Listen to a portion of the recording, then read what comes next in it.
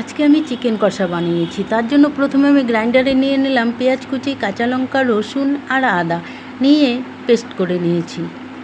তারপর আমি চিকেনগুলোকে ভালোভাবে ধুয়ে পরিষ্কার করে নিয়েছি। তারপর চিকেনের মধ্যে আমি যে মশলাটা করেছি তার অর্ধেক দিয়ে দিলাম, আর দিয়ে দিলাম পরিমাণ মতো নুন, হলুদ, জিরে গুঁড়ো, লঙ্কার গুঁড়ো আর ধনে গুঁড়ো। তারপর দিয়ে দিলাম লেবুর রস।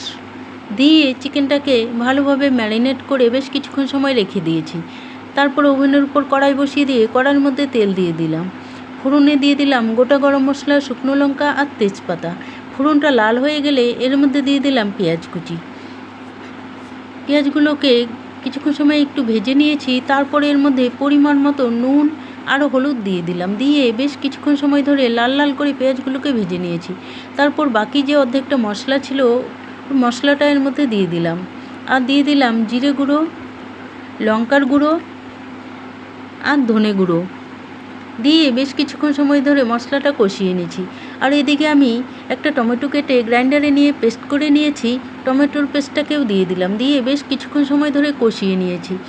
তারপর এর মধ্যে ম্যারিনেট করা চিকেনগুলোকে দিয়ে দিলাম, দিয়ে বেশ কিছুক্ষণ সময় ধরে কষিয়ে অল্প পরিমাণে জল দিয়ে দিলাম। দিয়ে বেশ কিছুক্ষণ সময় ধরে রান্না করে রান্নাটি হয়ে গেলে গরম মশলার গুঁড়ো ছড়িয়ে রান্নাটিকে নামিয়ে নিলাম। তো আমার রেসিপিটা তোমাদের কেমন লাগলো? যদি ভালো লাগে তাহলে